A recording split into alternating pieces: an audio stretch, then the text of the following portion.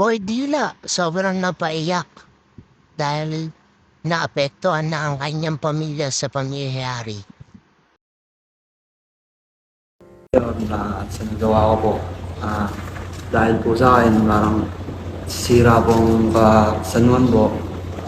Lahat po ako, humingi po ako ng paumingi sa inyo sa mga nasabi ko po sa inyo. Lalong-lalo na po sa rider, humingi po ako ng tawad po sa inyo at gusto ko po kayong makita sa personally na gusto ko po sa inyo humingi ng paumanhin po. Sa mga nagbabanta po sa akin, hindi ko na rin po maiisip kung ano po, stress na rin po ako. Kung ano-ano na lang din po lumalabas sa pagbabanta sa akin na lalo-lalo na po sa mga pamilya ko. Huwag naman po sana nilang idamay kung nagalit po sila sa akin. Ako na lang po ang ano nila.